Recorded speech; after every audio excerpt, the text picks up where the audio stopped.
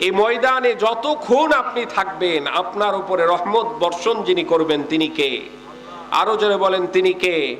সে আল্লাহ আমাদেরকে সুস্থ রেখেছেন, দীর্ঘ একটি মাস সিয়াম সাধনা করার সুযোগ করে দিয়েছেন, আমাদেরকে ঈদুল ফিতর উদযাপন করার সুযোগ করে দিয়েছেন।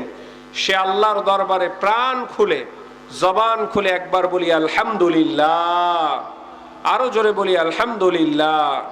রব্বানা লাকাল হামদ হামদান কাসীরান তাইয়িবান মুবারাকান ফি, ইয়া রব্বি লাকাল হামদু কামা ইয়ানবাগি লিজালালি ওয়াজহিকা ওয়া আযীমি সুলতানিক। শুকরিয়া আদায় করলাম কার? সর্ব অবস্থাতেই যার শুকরিয়া আদায় করব, বলেন তো তিনি কে? অভাবে আছেন, শুকরিয়া আদায় করবেন কার? শুকরিয়া আদায় করলে যিনি আপনাকে অভাব থেকে মুক্ত করবেন তিনি কে? খুব ভালো রেখেছেন, সুস্থ আছেন, আল্লাহর অসংখ্য নিয়ামতের সাথে আছেন, শুকরিয়া আদায় করবেন কার? নিয়ামত যিনি বৃদ্ধি করে দিবেন তিনি কে? আল্লাহ। আলহামদুলিল্লাহ।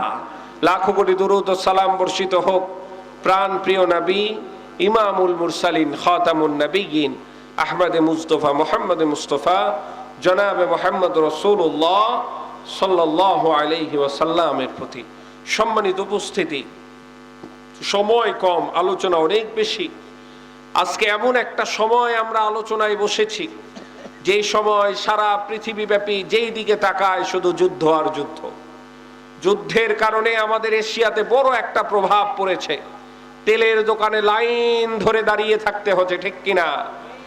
সরকার বলছে যে তেলের কোনো সংকট নাই, কিন্তু চাঁপাইনবাবগঞ্জে দেখা যাচ্ছে সবচেয়ে দীর্ঘ লাইন। এখন আসলে সরকার সত্য বলছে না পেট্রোল পাম্পওয়ালারা সত্য বলছে, আল্লাহ ছাড়া কেউ জানে না। তেল আছে না মজুদ করা আছে এটা আল্লাহ ছাড়া কেউ জানে না। এটা পর্যবেক্ষণ করা যারা দায়িত্বশীল আছে তাদের খুবই দেখা জরুরি। তার কারণ মানুষ বিভিন্ন পেশায় যারা নিয়োজিত আছে তারা দূর দূরান্তে তাদের মার্কেটগুলো করতে পারছে না, যাওয়া আসা করতে পারছে না, তেলের কারণে সমস্যা হচ্ছে। আমার তো মনে হচ্ছে তেলের দাম যদি একটু বৃদ্ধি করা হয় পেট্রোল পাম্পগুলোতে স্বাভাবিক অবস্থায় চলে আসবে, ঠিক কিনা? এই দাম বাড়ার কারণেও হতে পারে যে তারা হয়তোবা তেল দিচ্ছে না। সরকার তো বাড়াতে দিচ্ছে না দাম, সরকার নির্ধারণ করেছে এই নির্ধারিত দামেই দিতে হবে। এখন সরকার বলছে অবস্থা যে তেল পর্যাপ্ত পরিমাণ মজুদ আছে, কিন্তু আমরা পেট্রোল পাম্পগুলোতে যেয়ে ভিন্ন অবস্থা দেখতে পাচ্ছি। সকালে 8টা-9টা থেকে লাইন ধরছে, বিশাল বড় লাইন, অনেক বড় লাইন। এই লাইন শেষ করতে করতে পুরো বেলা শেষ হয়ে যাবে। তেল কতটুকু? 200 টাকার তেল পাবেন, মানে 2 লিটারও না, অল্প তেল পাবেন। আবার দেখা যায় এখন যাবেন সব পেট্রোল পাম্পগুলোতে লেখা আছে পর্যাপ্ত পরিমাণ তেল না থাকার কারণে তেল বন্ধ আছে, পাম্প বন্ধ আছে। আল্লাহ রাব্বুল আলামিন আমাদেরকে এই জায়গাগুলো থেকে বাঁচার তৌফিক দান করুক, সকলে বলে আমিন। ঊর্ধ্বতন যারা কর্মকর্তা আছে জনগণের এই কষ্টগুলো দেখার জন্য তাদেরকে বিশেষভাবে আহ্বান জানাচ্ছি। অনলাইনের মাধ্যমে তারা দেখবেন আলোচনাগুলো যে আসলে পেট্রোল পাম্পে তেলের সমস্যা আছে না কৃত্রিম সংকট তৈরি করা হয়েছে, এটা খেয়াল করতে হবে। তার কারণ বাংলাদেশ হচ্ছে সিন্ডিকেটের রাজা, সিন্ডিকেটের রাজা হচ্ছে বাংলাদেশ। সম্প্রতি নাভিল ফ্যাশন নামে, আপনারা যুবকরা হয়তো বা জানেন, নাভিল ফ্যাশন নামে একটা দোকান ঢাকাতে খুলেছে, গার্মেন্টসের দোকান। অল্প টাকায় পাঞ্জাবি দিচ্ছে, খুবই অল্প টাকায় তারা প্যান্ট দিচ্ছে, পায়জামা দিচ্ছে, বিভিন্ন কাপড়গুলো অল্প দামে, গার্মেন্টসের পণ্যগুলো খুবই অল্প দামে দিচ্ছে। এই অল্প দামে দিচ্ছে তাদের নিজস্ব ফ্যাক্টরি থেকে, যথাসামান্য লাভ করে সে ছেড়ে দিচ্ছে মাল। এই কারণে তার দোকানে উপচে পড়া ভিড়, আর অন্যান্য দোকানে সেল নাই। সেলস না থাকার কারণে অন্যান্য দোকানগুলো চুক্তি করে তার দোকানকে বন্ধ করার একটা পায়তারা শুরু করেছে। ইতিমধ্যে তার দোকানের উপরে হামলা হয়েছে, দোকানকে বন্ধ করা হয়ে গেছে। আর ওই নাবিল ফ্যাশনের নাবিল ভাই গিয়েছে থানায় মামলা করতে, যে থানায় একটা ডায়েরি করতে গিয়েছে অভিযোগ দিতে যে আমার দোকান এইভাবে আমাকে হ্যারাসমেন্ট করা হচ্ছে। তখন দেখা যাচ্ছে থানায় মামলা নিচ্ছে না। তাহলে বুঝেন কি অবস্থা, সিন্ডিকেট কত শক্তিশালী বাংলাদেশে। আপনি যদি চান যে আমি কম টাকায় কম লাভে আমি পণ্য ছাড়বো, আশেপাশের যে সমস্ত ব্যবসায়ীরা আছে, সিন্ডিকেটের রাজারা আছে, এরা আপনাকে এটা করতে দেবে না। বিভিন্ন জায়গায় দেখছি এমপি মশাইরা বলছে, যেমন আমাদের বক্তা আছে একজন আমির হামজা, বলছে আজ থেকে এখানে চাঁদাবাজি বন্ধ। তিনি আপ্রাণ চেষ্টা করছে, কিন্তু দেখা যাচ্ছে উপর মহল থেকে তাকে বিভিন্ন ভাবে হ্যারাসমেন্ট করা হচ্ছে। চাঁদাবাজি বন্ধ হওয়া এত সহজ নয়, দুর্নীতি বন্ধ হওয়া এত সহজ নয়। তার কারণ হচ্ছে যারা দুর্নীতি বন্ধ করবে, যারা চাঁদাবাজি বন্ধ করবে, যারা আইনের এই দুঃশাসনকে বন্ধ করবে, যারা চাঁদাবাজি বন্ধ করবে, তারাই চাঁদাবাজির সাথে সবচেয়ে বেশি জড়িত। বলেন ঠিক কিনা? কার কাছে বিচার দিব? একটা দেশ সুন্দরভাবে পরিচালিত হওয়ার জন্য, দেশে শান্তি প্রতিষ্ঠা করার জন্য সবচেয়ে গুরুত্বপূর্ণ বিষয় হচ্ছে ন্যায় বিচার প্রতিষ্ঠা করা।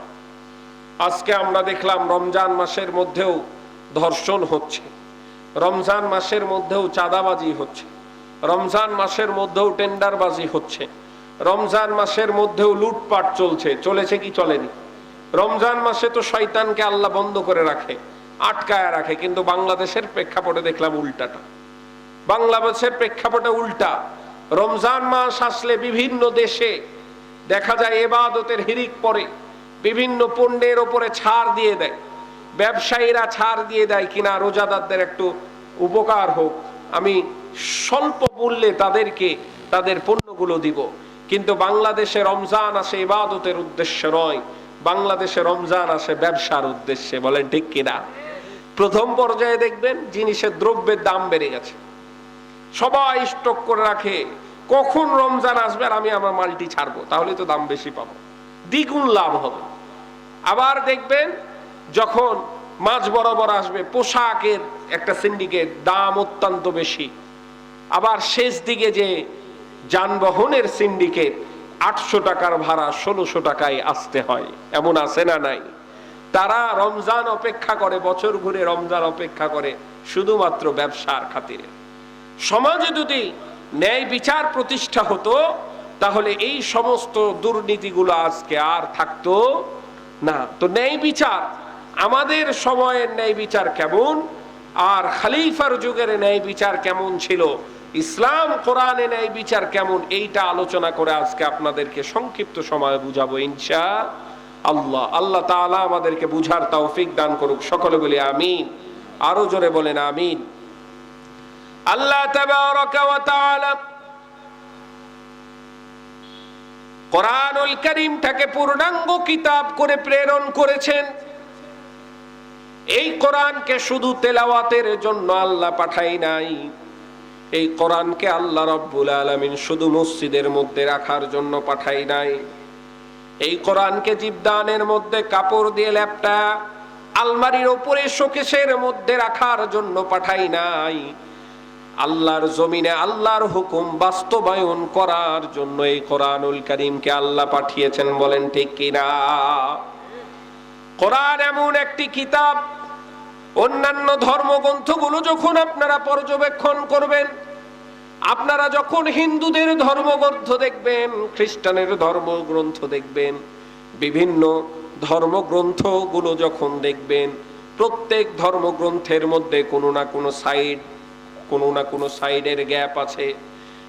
অর্থাৎ দেখা যায় ধর্মের ভিতরে হয়তো আপনার সামাজিকতা নিয়ে কথা নাই, রাষ্ট্র নিয়ে কথা নাই, অর্থনীতি নিয়ে কথা নাই, পররাষ্ট্রনীতি নিয়ে কথা নাই, কিন্তু আল্লাহ রাব্বুল আলামিন কোরআনুল কারীমকে এমন ভাবে নাজিল করলেন, এই কোরআনের ভিতরে সমাজনীতি নিয়ে কথা আছে, এই কোরআনের মধ্যে রাষ্ট্রনীতি নিয়ে কথা আছে, এই কোরআনের মধ্যে পররাষ্ট্রনীতি নিয়ে কথা আছে, এই কোরআনের মধ্যে ন্যায় বিচার নিয়ে কথা আছে, আইন বিভাগ নিয়ে কথা আছে, বিচার বিভাগ নিয়ে কথা আছে। এই কোরআনকে আল্লাহ রাব্বুল আলামিন পরিপূর্ণ কিতাব করে এই দুনিয়ার জমিনে প্রেরণ করলেন। বলেন সুবহানাল্লাহ। আল্লাহ তাবারাকা ওয়া তাআলা ন্যায় বিচার সম্পর্কে সূরাতুন নাহলের 90 নম্বর আয়াতে বর্ণনা করছেন, ইন্নাল্লাহা ইয়া'মুরু বিল আদলি ওয়াল ইহসান ওয়া ইতা'i যিল কুরবা وينهى عن الفحشاء والمنكر والبغي يعظكم لعلكم تذكرون একবার বলি আল্লাহু আকবার। আল্লাহ রাব্বুল আলামিন বলছে ইন্নাল্লাহা ইয়া'মুরু বিল আদলি ওয়াল ইহসান, নিশ্চয় আল্লাহ রাব্বুল আলামিন আদেশ করেছেন, বান্দাদেরকে আদেশ করেছেন, ইন্নাল্লাহা ইয়া'মুরু বিল আদলি ওয়াল ইহসান, ন্যায় বিচার করার জন্য, সদাচরণ করার জন্য, মানুষের সাথে ইনসাফ করার জন্য, পরোপকার করার জন্য। শুধু তাই নয়, ওয়া ইতাইদিল কুরবা, আল্লাহ আরো আদেশ করেছেন যে আত্মীয় স্বজন গুলো রয়েছে তাদের খেয়াল রাখার জন্য। আত্মীয় স্বজন, এই যে রমজান মাস চলে গেল, কত মানুষ আছে ধনী, পরিবারের মধ্যে বংশের মধ্যে ধনী আছে, অর্থের অভাব নাই এমন মানুষ আছে। ওই অর্থ আলাদের আত্মীয় স্বজন অনেকেই আছে যারা সঠিকভাবে ঈদ পালন করতে পারে নাই, আছে না নাই? এমন চিত্র হর হামেশায় আমরা দেখতে পাই। কিন্তু আল্লাহ রাব্বুল আলামিন বলছে ওয়া ইতাইদিল কুরবা, তোমরা তোমাদের আত্মীয় স্বজনের খোঁজ খবর নাও। এই খোঁজ খবর নেওয়ার জন্য আল্লাহ যাকাতকে ফরজ করে দিলেন। কোরআনুল কারীমে যেমন আল্লাহ রাব্বুল আলামিন নামাজকে ফরজ করেছেন, হজকে ফরজ করেছেন, ঠিক তেমনি আল্লাহ রাব্বুল আলামিন যাকাত প্রদান করাকেও ফরজ করেছে। কিন্তু বাংলাদেশের ব্যবসায়ীরা, বাংলাদেশের ধনীরা, বাংলাদেশের ধর্নাঢ্য ব্যক্তিরা আর যাই করুক সঠিকভাবে যাকাত প্রদান করে না। বলেন ঠিক কিনা? যদি সঠিকভাবে যাকাত প্রদান করে, বাংলাদেশে দেখবেন খুব শীঘ্রই দরিদ্র একেবারে নিশ্চিহ্ন হয়ে গেছে। কিন্তু আমাদের অর্থনৈতিক অবস্থাটা এমন হয়ে গেছে, যারা গরিব আরো গরিব হচ্ছে আর ধনীরা আরো ধনী হয়ে যাচ্ছে। বলেন ঠিক কিনা? আল্লাহ রাব্বুল আলামিন বলছেন ওয়া ইতাইদিল কুরবা, তোমরা তোমাদের আত্মীয় স্বজনের খোঁজ নিবে। ওয়ায়ানহা, এবং আল্লাহ রাব্বুল আলামিন নিষেধ করছেন আনিল ফাহশা, আল্লাহ রাব্বুল আলামিন নিষেধ করলেন তোমরা সীমা লঙ্ঘন করবে না, অপরাধ করবে না, গুনাহ করবে না, জিনা করবে না, ব্যভিচার করবে না, সুদ গ্রহণ করবে না, মানুষের প্রতি জুলুম করবে না। আনিল ফাহশাই ওয়াল মুনকারি ওয়াল বাগই, এবং তোমরা সমস্ত মন্দ কাজ থেকে নিজকে বিরত রাখবে, মানুষের উপর জুলুম করা থেকে বিরত রাখবে। আল্লাহ বলছেন ইয়াইদুকুম, আমি এইটা তোমাদেরকে আদেশ দিলাম, এইটা তোমাদেরকে উপদেশ দিলাম, লাআল্লাকুম তাযাক্কারুন, যাতে করে তোমরা উপদেশ গ্রহণ করতে পারো। এই আয়াতে কারিমায় এমন একটি আয়াত, সূরাতুন নাহালের এই 90 নম্বর আয়াত, আব্দুল্লাহ ইবনে মাসউদ রাদিয়াল্লাহু তাআলা আনহু বলছেন, তাফসীর ইবনে কাসীরের মধ্যে এসেছে, ব্যাপক অর্থবহ একটি আয়াত হচ্ছে এই আয়াতটি। এই আয়াত শুনে আকসাম ইবনে সাইফি রাদিয়াল্লাহু তাআলা আনহু নামক একজন সাহাবী সহ পুরা গোত্রের লোকেরা, তার পুরো বংশের লোকেরা এই আয়াত শুনে ঈমান এনেছিল। বলেন না সুবহানাল্লাহ। আল্লাহর নবী সাল্লাল্লাহু আলাইহি ওয়াসাল্লাম যখন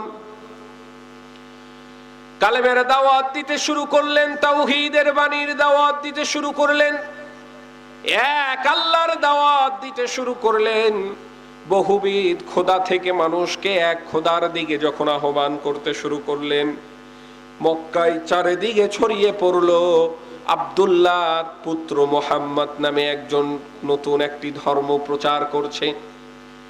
এই কথা যখন আকসাম ইবনে সাইফি রাদিয়াল্লাহু তাআলা আনহুর কানে পৌঁছালো, এবার হযরত আকসাম বলে, তার গোত্রের মানুষদেরকে বলে, মুহাম্মাদের সাথে আমার মুলাকাত করার বড় ইচ্ছা জেগেছে, আমার শখ হয়েছে, আমি তার সাথে দেখা করব, তার ধর্ম সম্পর্কে আমি জানতে চাই, কি প্রচার করছে সে, এইটা আমি দেখতে চাই। এবার গোত্রের মানুষরা বলছে, আপনি তো আমাদের সর্দার, আপনি দলপ্রধান হয়ে মুহাম্মদের কাছে যাবেন, এটা খুব একটা ভালো দেখাই না, আপনি পরবর্তীতে যাবেন, এখন আপনার হয়ে প্রতিনিধি পাঠান। এই জন্য আকসাম ইবনে সাইফি 2 জন প্রতিনিধি রেডি করলেন। কয়জন বুঝতে পাচ্ছেন আপনারা? 2 জন প্রতিনিধি রেডি করলেন। প্রতিনিধি রেডি করে তারা মক্কায় আব্দুল্লাহর পুত্র মুহাম্মদ সাল্লাল্লাহু আলাইহি ওয়াসাল্লামের নিকট গমন করলেন। আল্লাহর নবীর সামনে যে তারা হাজির হলেন, রাসূল জিজ্ঞাসা করছেন, বলেন কি আপনার খেদমত করতে পারি? এবার ওই দুই বার্তাবাহক বলছে, আমরা আকসাম ইবনে সাইফির পক্ষ থেকে আপনার কাছে এসেছি, বার্তাবাহক হয়ে, দূত হয়ে আপনার কাছে এসেছি। এবার রাসূল বলেন, বলেন কি খেদমত করতে পারি, কি বিষয় জানার আছে? এইবার ওই দুই ব্যক্তি বলে, আপনার কাছে দুইটা বিষয় জানার আছে। কয়টা? তারা প্রশ্ন করলো, মান আনতা ওয়া মা আনতা। আল্লাহর নবীকে জিজ্ঞাসা করছে, মান আনতা ওয়া মা আনতা, আপনি কে এবং কি? রাসূলকে জিজ্ঞাসা করছেন, আপনি কে? আবার ওয়া মা আনতা, আপনি কি?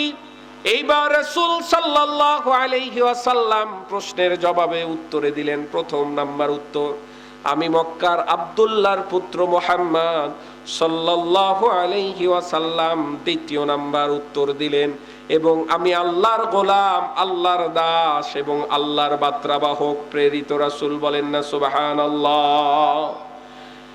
এই কথা বলার সঙ্গে সঙ্গে আল্লাহর নবী আয়াতে কারিমা তেলাওয়াত করলেন। ওই যে সূরাতুন নাহালের 90 নম্বর আয়াতটি তেলাওয়াত করলেন। রাসূল তার সামনে, তাদের সামনে তেলাওয়াত করে শোনালেন, ইন্নাল্লাহা ইয়া'মুরু বিল আদলি ওয়াল ইহসান,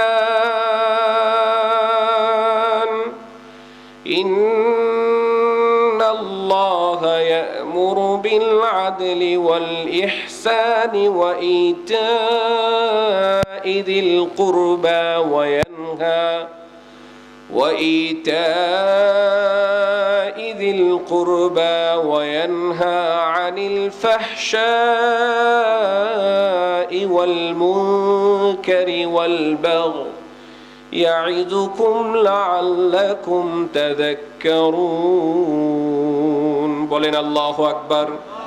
এই আয়াত শোনার পরে আকসাম রাদিয়াল্লাহু তাআলা আনহুর ওই বার্তাবাহক দুইজন আবার বলছেন, ইয়া রাসূল আল্লাহ, আপনি পুনরায় আয়াতটি আবার তেলাওয়াত করেন। আল্লাহর নবী আবার তেলাওয়াত করলেন। আবার জিজ্ঞাসা করছে, আবার বলছি, ইয়া রাসূল আল্লাহ, আপনি পুনরায় তেলাওয়াত করেন। আবার তেলাওয়াত করলেন। বারবার বলছে, নবী আপনি তেলাওয়াত করেন, আর নবী তেলাওয়াত করতে আছে।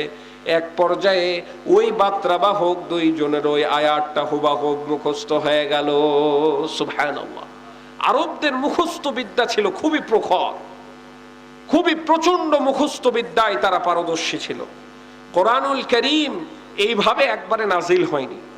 কোরআনুল কারীম যখন নাজিল হতো, জিবরিল আমিন যখন আসতো আল্লাহ রাসূল সাল্লাল্লাহু আলাইহি ওয়াসাল্লামের কাছে ওহী নিয়ে, ওই অবস্থায় জিবরিল আমিন তো নিজের রূপ নিয়ে আসতো না, আসতেন দেহিয়া কালবি রাদিয়াল্লাহু তাআলা আনহুর রূপ নিয়ে। এই সাহাবী অত্যন্ত সুন্দর ছিল। দেহিয়া কালবি রাদিয়াল্লাহু তাআলা আনহু খুবই সুন্দর একজন সাহাবী ছিলেন। এত সুন্দর ছিলেন যে সে তার মুখ ঢাকা ছাড়া কখনো বাইরে বের হতো না। বলেন না সুবহানাল্লাহ। অর্থাৎ সর্বদাই মুখটা ঢেকে রাখতেন, এত সুন্দর সাহাবী ছিলেন। তো আল্লাহ রাসূল সাল্লাল্লাহু আলাইহি ওয়াসাল্লামের কাছে যখন ওহী নিয়ে আসতো, যখন যতটুকু প্রয়োজন ততটুকু আল্লাহ নাজিল করতেন। আর ওহী আসার সঙ্গে সঙ্গে আল্লাহ রাসূল মুখস্থ করতেন। মুখস্থ করার পর সাহাবীদেরকে বলতেন, সাহাবীরাও কিন্তু মুখস্থ করে নিত। এই যে কোরআন মুখস্থ চলতো, তখন কিন্তু কিতাব হয়নি। সাহাবীরা আসার পরপরই, নাজিল হওয়ার পরে মুখস্থ করতেন। গাছের ছালে লিখে রাখতেন, চামড়াতে লিখে রাখতেন, পাথরে লিপিবদ্ধ করে রাখতেন এই কোরআনুল কারীমের আয়াতগুলো। কোরআনটা এই যে এক জায়গায় হয়েছে হযরত ওসমান রাদিয়াল্লাহু তাআলা আনহুর আমলে, আবু বকর রাদিয়াল্লাহু তাআলা আনহুর আমলে একটা কপি করা হয়েছিল, আর এই কপিটাকে বিভিন্ন জায়গায় প্রেরণ করেছিলেন ওসমান রাদিয়াল্লাহু তাআলা আনহু। তো এই কোরআনুল কারীম আসার সাথে সাথে আরবরা মুখস্থ করত। তাদের মুখস্থ বিদ্যা এত প্রখর ছিল, শোনার সাথে সাথেই তারা মুখস্থ করে ফেলতে পারত। তাদের জেহান শক্তি খুবই প্রখর ছিল। তো আকসাম ইবনে সাইফি রাদিয়াল্লাহু তাআলা আনহুর ওই বার্তাবাহক দুইজন আল্লাহ রাসূলকে বলছে, আপনি আয়াতটা তেলাওয়াত করেন। আল্লাহ রাসূল তেলাওয়াত করছে, আবার বলছে, আবার তেলাওয়াত করেন, আবার করছে। এইভাবে করতে করতে আয়াতটা একবারে মুখস্থ হয়ে গেছে। এইবার ওই বার্তাবাহক চলে গেল আকসামের কাছে। হযরত আকসাম এখনো মুসলমান হয় নাই, এখনো দিন ধর্ম গ্রহণ করে নাই, ইসলাম ধর্ম গ্রহণ করে নাই। আকসামের কাছে যাওয়ার পরে এবার আকসাম বলছে, বলো ভাই কি খবর নিয়ে এসেছো? আল্লাহর নবীকে তোমরা কি প্রশ্ন করেছিলে? আমার প্রশ্নগুলো কি করেছিলে? ওই বার্তাবাহক বলল, আমরা প্রশ্ন করেছিলাম মান আনতা ওয়া মা আনতা, আপনি কে এবং কি? তিনি সুন্দর উত্তর দিয়েছেন। এবং এই যে আয়াতে কারিমা সূরাতুন নাহালের 90 নম্বর আয়াতটি আল্লাহর রাসূল তেলাওয়াত করলেন, ইন্নাল্লাহা ইয়া'মুরু বিল আদলি ওয়াল ইহসান ওয়া ইতা'i যিল কুরবা ওয়া ইয়ানহা আনিল ফাহশাই ওয়াল মুনকারি ওয়াল বাগই ইয়া'iযুকুম লাআল্লাকুম তাযাক্কারুন। আল্লাহু আকবার। এই আয়াত শোনার সঙ্গে সঙ্গে হযরত আকসাম ইবনে সাইফি বলছেন, ওহে আমার গোত্রের লোকেরা, যাও যাও, আর দেরি করো না। আমি আয়াত শোনার পরে বুঝতে পারলাম মুহাম্মদ সত্য ধর্মের উপরে আছে, তিনি ন্যায় নিষ্ঠাবান, সত্যের কথা বলে, মাজলুমদের পক্ষে আছে। যাও তার হাতে হাত রেখে কালেমা পড়ে মুসলমান হয়ে যাও। এমনটা যেন না হয় যে তোমরা পিছনের অনুসারী হয়ে যাও, এমনটা না হয়। আমাদের গোত্র সব সময় সামনের অনুসারী হিসাবে থাকতে চাই, বলেন না সুবহানাল্লাহ। এই আয়াতে কারিমা এত গুরুত্বপূর্ণ। এই আয়াতের মধ্যে আল্লাহ তাবারক ওয়া তাআলা 3টা আদেশ দিয়েছেন। কয়টা? আর 3টা নিষেধ আমাদের উপরে, নিষেধাজ্ঞা জারি করে দিয়েছেন। কয়টা? 1 নম্বরে আল্লাহ তাবারক ওয়া তাআলা এই আয়াতের মধ্যে যে আদেশ দিয়েছেন সে আয়াত হচ্ছে সুবিচার।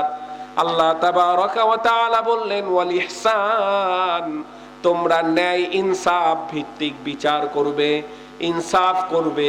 গত 16-17 বছর আমরা ন্যায় ইনসাফ ভিত্তিক বিচার দেখেছি কি? কোরআনের পাখিগুলোকে ফাঁসির কাস্টে পর্যন্ত নিয়ে যাওয়া হয়েছে। যেই মানুষটি 50 বছর কোরআনের খেদমত করেছে তাকে ধর্ষণের মামলা দেওয়া হয়েছে, ঠিক কিনা? শুধু তাই নয়, এখনো আসার পরেও দেখেন ন্যায় ইনসাফ নাই। ওই যে কিছুদিন আগে সাগরকে হত্যা করলো, সোহাগকে হত্যা করলো, সারা বাংলাদেশ আলোড়ন সৃষ্টি করলো। ধরেন আপনার এই পালসা বাজারের উপরে আপনি একজন মানুষকে পাথর মেরে মেরে হত্যা করলেন, তার লাশের উপরে উল্লাস করলেন। এমন একটা দেশ যে দেশে এই সমস্ত প্রকাশ্য হত্যারও বিচার আমরা দেখতে পাই না, বলেন ঠিক কিনা? আল্লাহ রাব্বুল আলামিন বলছে, ওয়াল ইহসান, তোমরা সদাচরণ করো, ন্যায় ইনসাফ ভিত্তিক বিচার করো। যে যেমন তার সাথে তেমন তোমরা করো, ন্যায় ইনসাফ ভিত্তিক তোমরা আচরণ করো। 2 নম্বর যে আদেশ আল্লাহ রাব্বুল আলামিন বললেন এই আয়াতের মধ্যে, তোমরা অনুগ্রহ করো মানুষের উপরে, অনুগ্রহ করো প্রাণীর উপরে, অনুগ্রহ করো আল্লাহর মাখলুকের উপরে। 3 নম্বর আত্মীয় স্বজনের উপরে তোমরা অনুগ্রহ করো। আত্মীয় স্বজনের খেয়াল রাখো। যাকাত প্রদান করার সময় আগে দেখে নাও আমার আত্মীয় স্বজনগুলো ভালো মতো খেতে পাচ্ছে কিনা, আমার আত্মীয় স্বজনগুলো কষ্টে আছে কিনা, আমার আত্মীয় স্বজনগুলো ঋণগ্রস্ত কিনা, আমার আত্মীয় স্বজনগুলো অভাবে আছে কিনা। যাকাত যে চাইবে শুধু তাকেই যে দিতে হবে এমন নয়। যাকাতগুলো যখন আপনি বেছে বেছে, তার বিচার কেমন ছিল? আমিরুল মুমিনিন উমর ফারুক রাদিয়াল্লাহু তাআলা আনহু যখন খেলাফতের দায়িত্ব পেলেন, আল্লাহ তাবারক ওয়া তাআলা ছোট্ট বাংলাদেশের মতো জায়গার তাকে শাসক বানাই নাই। এমন অসংখ্য বাংলাদেশ মিলে অর্ধ পৃথিবীর শাসক ওমরে ফারুক রাদিয়াল্লাহু তাআলা আনহুকে আল্লাহ বানিয়েছেন, বলেন না সুবহানাল্লাহ। ওমরে ফারুক রাদিয়াল্লাহু তাআলা আনহু খলিফা আছেন। দেশের প্রেসিডেন্ট থাকা অবস্থায় একটি ঘটনা, তিনি বাজারে গিয়ে একটি ঘোড়া ক্রয় করেছেন।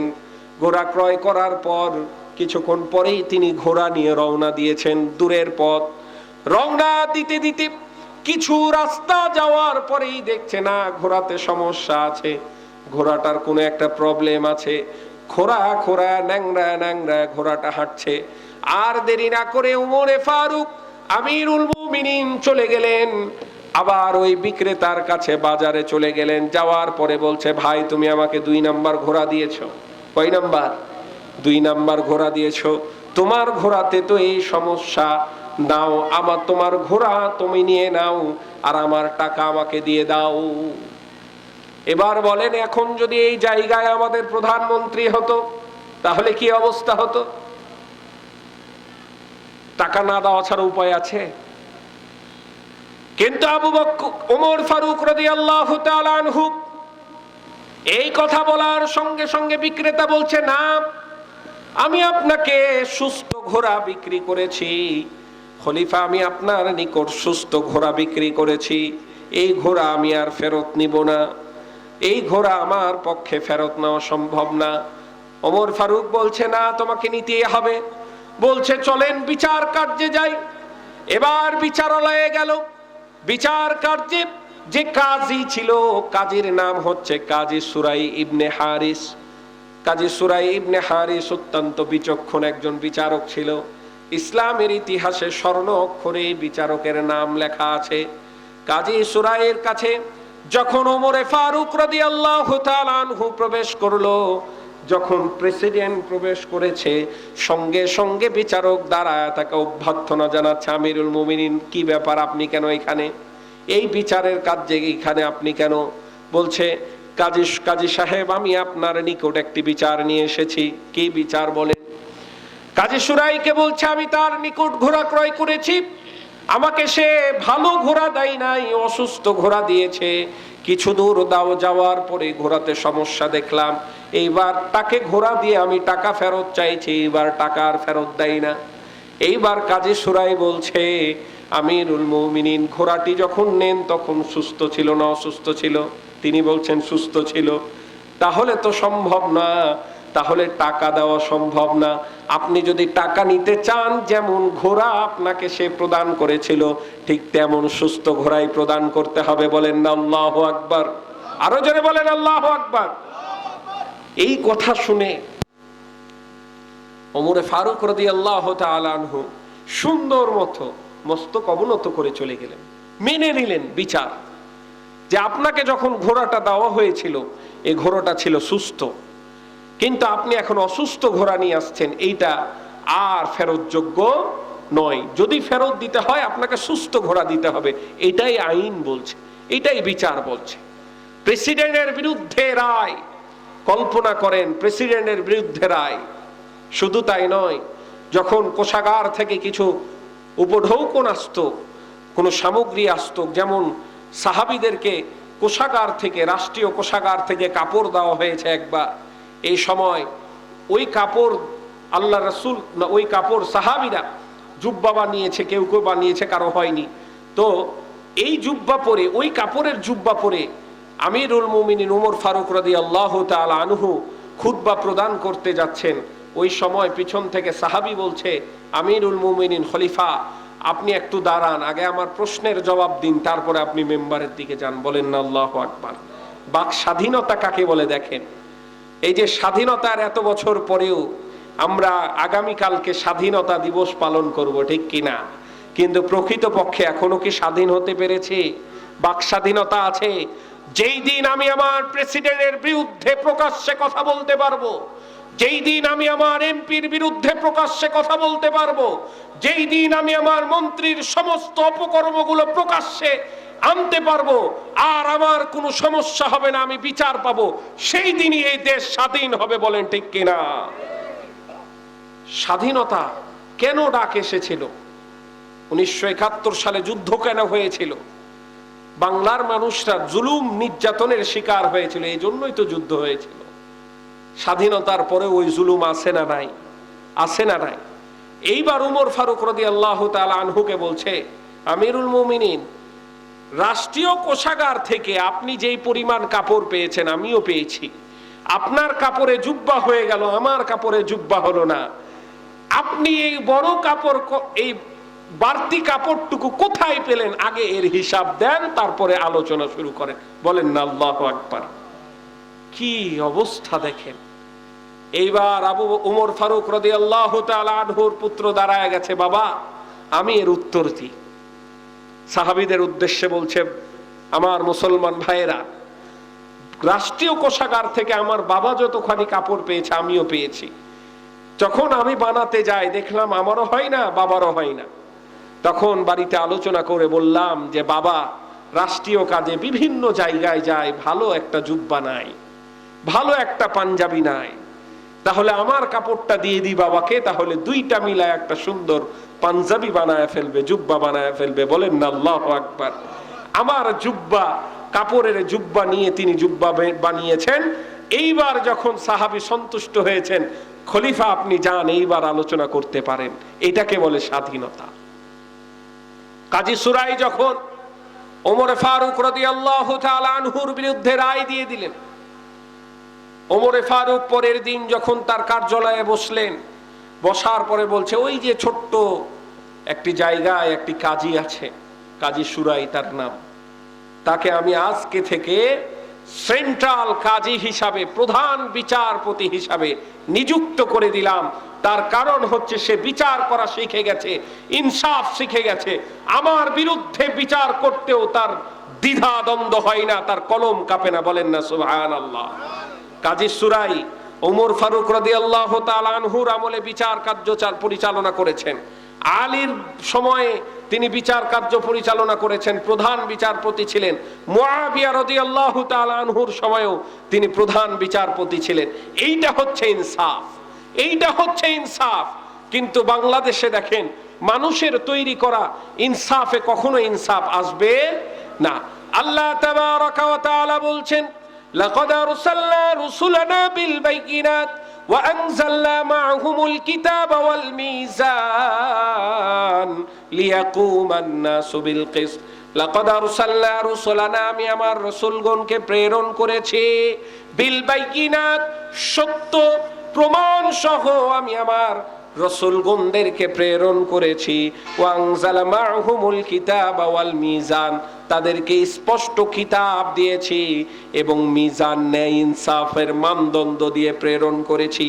কেন প্রেরণ করেছি?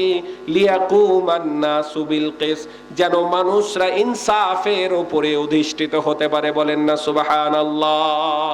তাহলে এই যে কথায় বোঝা যায়, আল্লাহ তাবারাকা ওয়া তাআলা এই কোরআনুল কারীম 40 খাওয়ার জন্য পাঠাই নাই। আল্লাহ তাবারাকা ওয়া তাআলা শুধুমাত্র মাদ্রাসায় পড়ার জন্য এই কোরআনুল কারীম প্রেরণ করেন নাই। আল্লাহ তাবারাকা ওয়া তাআলা শুধু তারাবির নামাজে পড়ার জন্য এই কোরআন পাঠাই নাই। আল্লাহ তাবারাকা ওয়া তাআলা শুধু রমজানের তেলাওয়াত করার জন্য পাঠাই নাই। আল্লাহ তাবারাকা ওয়া তাআলা এই কোরআন পাঠিয়েছেন সমাজের মধ্যে ন্যায় প্রতিষ্ঠা করার জন্য। বলেন ঠিক কিনা? কিন্তু এই কোরআনকে বানিয়ে দিলাম 40 খাওয়ার জন্য, কোরআনকে আটকে দিলাম মসজিদের মধ্যে।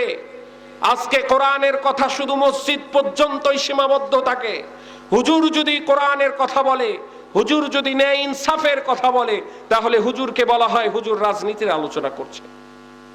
কোরআনটা খুলে দেখেন, পুরো কোরআনটাতে আল্লাহ রাজনীতি দিয়ে ভরপুর করেছেন। বলেন ঠিক কিনা? রাজনীতি দিয়ে একটা সূরা নাজিল করেছেন, সূরাতুল মুলক, রাজত্ব। এরকম কত সূরা আছে। আল্লাহ তাবারাকা ওয়া তাআলা আমাদের বুঝার তৌফিক দান করুক। সকলে বলে আমিন। এই কোরআনুল কারীমটাকে আজকে আমরা শুধুমাত্র একটা ধর্মগ্রন্থের কিতাব মনে করে আবদ্ধ করে দিয়েছি। এই জন্য সমাজে ইনসাফ উঠে গেছে, সমাজে নিষ্ঠা নাই, ন্যায় নাই। সমাজে আজকে যদি কোরআন মোতাবেক বিচার হতো, তাহলে যতগুলো পরকীয়া হচ্ছে কোরআন অনুযায়ী তাদের যদি বিচার কার্য পরিচালনা করা হয়, এই সমস্ত পরকীয়া দেখবেন বাংলার জমিন থেকে 1 সপ্তাহ লাগবে না উঠতে। বলেন ঠিক কিনা? যত জেনাকারীরা জেনা করছে, ব্যভিচারে লিপ্ত হচ্ছে, এই সমস্ত জেনাখররা, এই সমস্ত নারী পুরুষরা যারা উলঙ্গপনায় মেতে উঠেছে, এই সমস্ত নারী পুরুষদেরকে যদি কোরআন দিয়ে বিচার করা হয়, তাহলে দেখবেন বাংলার জমিন থেকে জেনা একেবারে বিদায় নিয়ে নিয়েছে। বলেন ঠিক কিনা? প্রাপ্য যারা যারা পাবে, এই হকদারকে যখন আপনি যাকাত গুলো বুঝায়া দিবেন, আল্লাহ তাবারাকা ওয়া তাআলা আরশে আজিম খুশি হয়ে যাবে। বলেন না সুবহানাল্লাহ। জাকাত তো যে 8টি খাত আছে, খাতগুলো আমরা দেখি না।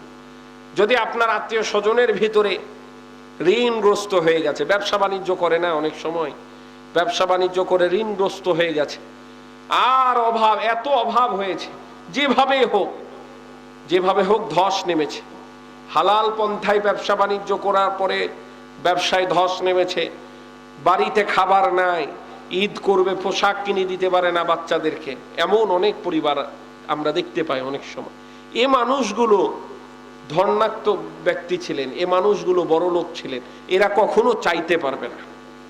এদেরকে খুঁজে খুঁজে আপনার যাকাতের টাকাগুলো দিতে হবে, এদেরকে দেখে দেখে যাকাতের টাকাগুলো দিতে হবে, আত্মীয়তার সাথে সম্পর্ক রক্ষা করে চলতে হবে। আজকে তো আমাদের সামাজিকতা একেবারে নষ্ট হয়েছে। আমরা দেখতাম আগে যখন ঈদ হতো, আমরা আনন্দের সাথে একজন আরেকজনের বাসায় যেতাম। ছোটতে আমরা চাচির বাসা যেতাম, খালার বাসা যেতাম, মামার বাসা যেতাম, শুধু তাই নয়, পাড়া পড়শির অনেক মুরব্বীদের বাসায় যেতাম। কিন্তু এই সামাজিকতা আজকে উঠে গেছে। এখন যখন বাসাতে কারো যাই, দুপুর বেলা বের হব, মা বকা দিচ্ছে, বাবা বকা দিচ্ছে, যে মানুষের বাড়িতে যাওয়ার কি প্রয়োজন আছে। সামাজিকতা নষ্ট হয়ে গেছে, সামাজিকতায় ফাটল ধরে গেছে, আমাদের অশ্লীলতায় লিপ্ত হয়ে গেছে। এই জন্য আত্মীয়তার সম্পর্ক রক্ষা করতে বলেছেন কে? আল্লাহ। আত্মীয়তার সম্পর্ক ছিন্নকারী আল্লাহর জান্নাতে প্রবেশ করবে না, বলেছেন কে? আল্লাহ। বলেছেন কে? বলেছেন আল্লাহ। এই জন্য আত্মীয়তার সম্পর্কগুলোকে খুব খেয়াল করে চলবে। অনেক সময় আত্মীয় স্বজনদের সাথে সম্পর্ক রক্ষা করাও কঠিন হয়ে যায়। কিছু কিছু আত্মীয় যে বেইনসাফ কথাবার্তা বলে, বেইনসাফ আচরণ করে, মাটি নিয়ে, জায়গা নিয়ে যে ব্যবহার করে, যে আমি সামনে দিক নিব, আমি বেশি নিব, আমি এইটা নিব, ইনসাফ ভিত্তিক। কোরআনে আল্লাহ রাব্বুল আলামিন, কিছুক্ষণ আগে বললাম, কোরআনটা হচ্ছে পরিপূর্ণ একটি কিতাব। এই কিতাবে আপনার জায়গা জমি সম্পর্কে বন্টনের সম্পূর্ণ নির্দেশনা আছে না নাই? আছে না নাই? এই নির্দেশনা আজকে মানতে পাচ্ছি না, এই জন্য সমাজে এত ফিতনা। কোরআন যদি বিশ্বাস করতাম, কোরআন যদি মানতাম, তাহলে সমাজে এই সম্পর্কগুলো নষ্ট হতো না। তাহলে এ আয়াতে 3টা আল্লাহ রাব্বুল আলামিন উপদেশ দিলেন। 1 নম্বরে যে তোমরা সুবিচার করবে, ইনসাফ করবে। 2 নম্বরে তোমরা অনুগ্রহ করবে সমস্ত মাখলুকের উপরে। 3 নম্বরে আত্মীয় স্বজনদের প্রতি অনুগ্রহ করবে। নিষেধ করলেন 3টা কাজ। আল্লাহ তাবারাকা ওয়া তাআলা বলছেন, ওয়ায়ানাহা, নিষেধ করলেন, আনিল ফাহশা, সমস্ত অশ্লীলতার কাজগুলো আল্লাহ রাব্বুল আলামিন নিষেধ করলেন। আজকে সমাজের দিকে তাকায় দেখেন, আল্লাহর সাথে সীমালঙ্ঘন আমরা করেই চলেছি, ঠিক কিনা? সমাজের মধ্যে যদি আপনারা খেয়াল করে দেখেন, এমন ভাবে অশ্লীলতা ছড়িয়ে পড়েছে, ফ্রি মিক্সিং হওয়ার কারণে, ছেলে মেয়ে অবাধ মিলামিশা হওয়ার কারণে, নারী পুরুষ পর্দার বিধান না মানার কারণে আজকে সমাজে ঘরে ঘরে পরকীয়া বাসা বেঁধেছে, বলেন ঠিক কিনা? মোবাইল খুললেই দেখা যায় কে কার সাথে কট খেয়ে গেছে, বলেন না নাউজুবিল্লাহ, বলেন না নাউজুবিল্লাহ। কত নিবেন এরকম, মোবাইল খুললেই দেখা যায় উমুকের বউ উমুকের সাথে পালায় গেছে, মোবাইল খুললেই দেখা যায় 3 সন্তানের জননী ছোট্ট একটা বাচ্চাকে বিয়ে করার জন্য তার বাড়িতে বসে গেছে। এরকম হচ্ছে না? হচ্ছে না? কত দেখবেন আপনারা।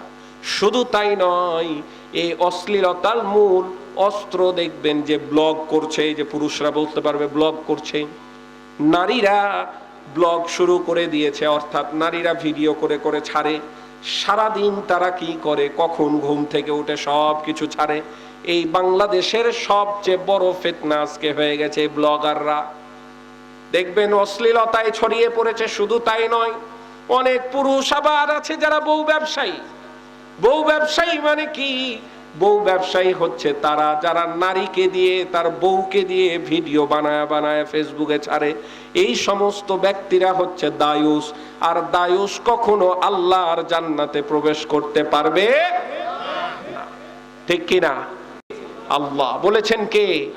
আজকে দেখবেন, কিছুদিন পূর্বেই দেখলাম স্কুলগুলোতে যে রিউনিয়ন হয়, বিভিন্ন প্রোগ্রাম হয়। কিছুদিন আগেই শহরে গ্রিন ভিউ স্কুলে একটা প্রোগ্রাম হয়েছে। গ্রিন ভিউ এগুলো প্রোগ্রাম তো না, এগুলো জেনার মেলাখানা শুরু হয়েছে, অবাধ মিলামিশা। এই যে ঢোল তবলা যেটা বাজায় হিন্দুদের পূজায়, কালী পূজায় যে তবলা বাজায়, আমাদের বাসা হচ্ছে বরেন্দ্রামুর কালীতলা, মানে কালী মন্দিরের একেবারে পাশে। তো এইখানে আমরা ছোট থেকে দেখে আসছি যে ঢোলগুলো বাজায় ধুতি পরে, এই তবলা বাজায়, ঢোল বাজায়। এই সমস্ত ঢোল বাজনেওয়ালাদেরকে ওই প্রোগ্রামে ডাকা হয়েছে। প্রোগ্রামে তারা এই ঢোল বাজাচ্ছে আর রাস্তায় উল্লাস করছে, রং ছিটাচ্ছে, হোলির মতো উল্লাস করছে। আনিল ফাহশা, অশ্লীলতায় লিপ্ত হয়ে পড়েছে, এমন ভাবে লিপ্ত হয়ে গেছে তারা এই গুনহাকে আর গুনহা মনে করছে না, অপরাধকে আর অপরাধ মনে করছে না। তখন আমি হাসছি আর বলছি, এটা গ্রিন ভিউয়ের উৎসব না, এটা হচ্ছে পূজার উৎসব। বলেন ঠিক কিনা? আজকে দেখবেন বিভিন্ন স্কুলগুলোতে র্যাগ ডে হয়। এই র্যাগ ডে গুলো ৫-৭ বছর আগে ছিল না। র্যাগ ডে মানে কি? বিদায় অনুষ্ঠান যেটা হতো, এই বিদায় অনুষ্ঠানে আমরা দেখেছি বিভিন্ন স্কুলে মাদ্রাসায় এই র্যাগ বিদায় অনুষ্ঠানে স্যারদের কাছ থেকে মাফ চাওয়া হতো যে স্যার দীর্ঘ 10 বছর আপনার কাছে পড়লাম, 5 বছর পড়লাম, চলাফেরার ভুল হয়েছে, মাফ করে দেন। ছোট ভাইদের কাছ থেকে, বোনদের কাছ থেকে দোয়া নেওয়া হতো। কিন্তু আজকে এটা করা হয় না। এই র্যাগ ডেতে কি করে? র্যাগ ডেতে এই যে একই রকম পোশাক পরিধান করে ছেলে মেয়ে, ছেলেরা মেয়ের গায়ে অশ্লীল বাক্য লেখে, আবার মেয়েরা ছেলেদের গায়ে অশ্লীল বাক্য লেখে। এই যে ফ্রি মিক্সিং, আল্লাহ তাবারকা ওয়া তাআলা পর্দাকে ফরজ করেছেন, এটা কার কথা? এটা কি হুজুরের কথা? এটা কি মুস্তাকিম বিল্লাহর কথা? কার কথা? আল্লাহ বললেন পর্দা ফরজ। আল্লাহ যেইখানে হারাম করে দিলেন ওইখানে তুমি হালাল করার কে? এই যে তোমরা ফ্রি মিক্সিং করার কারণে দেখবেন আজকে ঘরে ঘরে জেনা, আজকে ঘরে ঘরে পরকিয়া, পরকিয়ার আড্ডাখানায় পরিণত হয়েছে বাংলাদেশের অন্যতম জেলা চাঁপাইনবাবগঞ্জ জেলা। বলেন না নাউজুবিল্লাহ।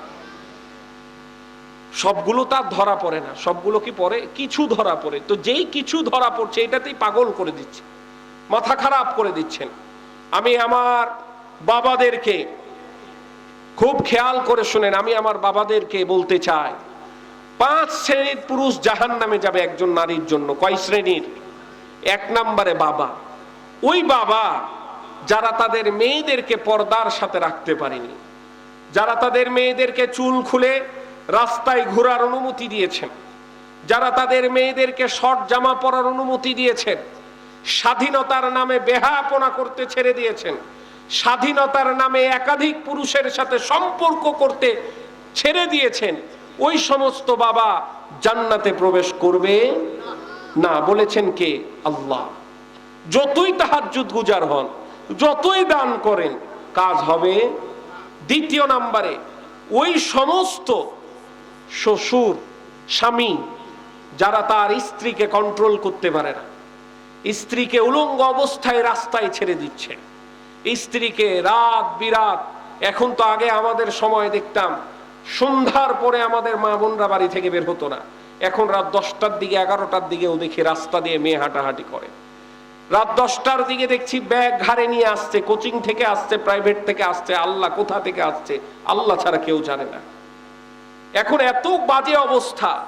ওই সমস্ত স্বামীরা জাহান্নামী হয়ে যাবে যাদের স্ত্রীকে তারা পর্দার মধ্যে রাখতে পারেনি, যাদের স্ত্রীদেরকে বিভিন্ন ফেস্টিভ্যালের নাম করে পুরুষের সাথে মিলন করার জন্য ছেড়ে দিয়েছে, বেহায়াপনা অশ্লীলতার জন্য ছেড়ে দিয়েছে, ওই সমস্ত পুরুষ আল্লাহর জান্নাতে প্রবেশ করবে।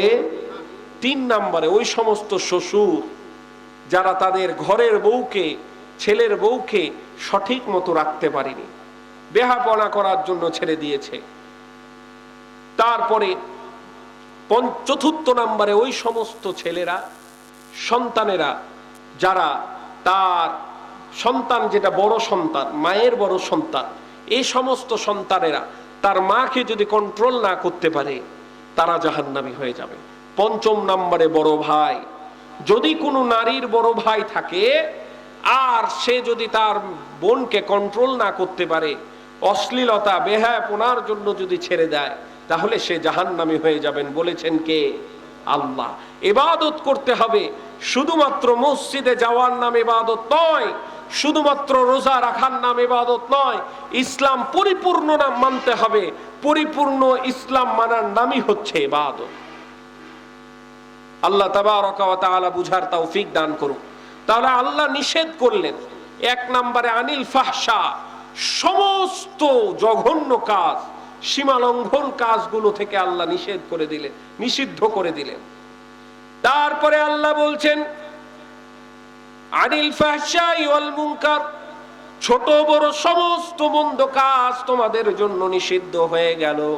তুমি যখন ঈমান এনেছো, আল্লাহকে আল্লাহ বলে স্বীকার করেছো, এইবার তোমার জন্য ছোট বড় সমস্ত কাজ আমি আল্লাহ রাব্বুল আলামিন নিষিদ্ধ করে দিলাম। ওয়াল বাগি, এবং জুলুম করা তোমার জন্য নিষিদ্ধ করে দিলাম। অনেক সময় দেখা যায় আমার দল ক্ষমতায় চলে এসেছে, মানুষের প্রতি আমি জুলুম শুরু করে দিলাম। 17 বছর এক দল জুলুম করেছে, আবার আর এক দল জুলুম করছে, আবার সামনে আর এক দল জুলুম করছে। এই জুলুমের অবসান অবশ্যই ঘটবে। মনে রাখতে হবে কিয়ামতের ময়দানে আল্লাহর কাছে অবশ্য দাঁড়াতে হবে। ও আমার ভাইয়েরা, আমার বাবাজিরা, আমার মায়েরা, কারো উপরে অন্যায় ভাবে যদি জুলুম করি, কারো উপরে অন্যায় ভাবে যদি আমরা বিচার করি, শুধুমাত্র কিয়ামতে যে বিচার হবে এমনটা নয়, আল্লাহর জমিনেও আল্লাহ তাবারকা ওয়া তাআলা ওই জালেমদের বিচার করে দিবেন। বলেন ঠিক কিনা? খুব খেয়াল করে, এই জন্য জুলুম করা যাবে না। মুমিনের বড় অস্ত্র হচ্ছে চোখের পানি। আপনি যখন আমার উপরে জুলুম করবেন, অবিচার করবেন, দুনিয়ার কাউকে আমি বলবো না, শুধুমাত্র আমি আমার মালিককে বললাম। দুনিয়ার কারো কাছে আমি বিচার দিব না, শুধু আমি আমার আল্লাহর কাছে বিচার দিলাম। আল্লাহ তাবারকা ওয়া তাআলা এই চোখের পানির বিনিময়ে আপনার ইহকাল পরকাল দুইটাই তছনছ করে ধ্বংস করে ফেলবে। আল্লাহ তাবারকা ওয়া তাআলা এই আয়াতে কারিমা নাযিল করলেন।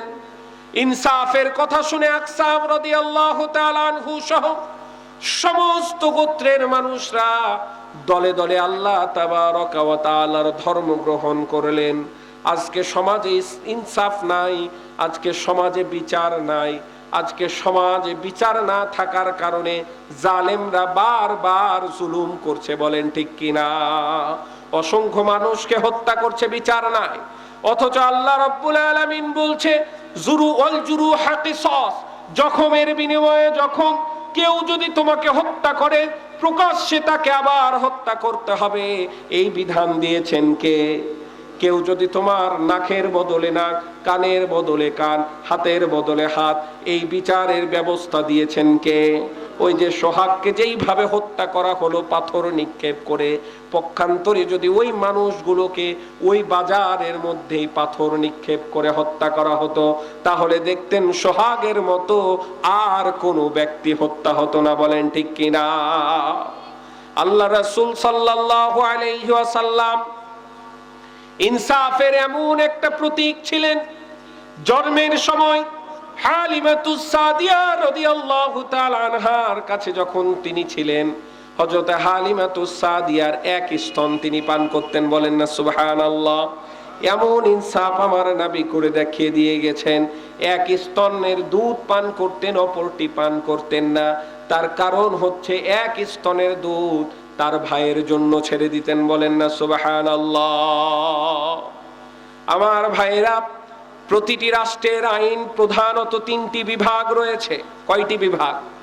3টি বিভাগ। এক নম্বরে প্রতিটি রাষ্ট্র পরিচালনা করার জন্য অন্যতম একটি হচ্ছে বিভাগের নাম আইন বিভাগ। কি বিভাগ? আরো জোরে বলেন। দ্বিতীয় নম্বরে নির্বাহী বা শাসক বিভাগ, নির্বাহী বিভাগ। কি বিভাগ? তৃতীয় নম্বরে হচ্ছে বিচার বিভাগ। এই 3টা বিভাগ একটা সমাজের, একটা দেশের প্রধানত 3টি বিভাগ। এই আইন বিভাগগুলো কিভাবে তৈরি হয়? আমরা যে ভোট প্রদান করলাম, এই ভোটের মাধ্যমে যখন আমাদের জনপ্রতিনিধিরা যায় সংসদে, তারা তাদের মতো করে আলোচনা করে বিভিন্ন আইন প্রণয়ন করে থাকে। বলেন ঠিক কিনা? সংখ্যাগরিষ্ঠ সরকার যখন থাকবে, দেখবেন সরকার তার মতো করে সমস্ত আইনগুলো পাশ করার সুযোগ আছে না নাই? আছে না নাই? আমরা গত সরকারে দেখেছিলাম তাদের মতো করে তারা আইন পাশ করেছিল।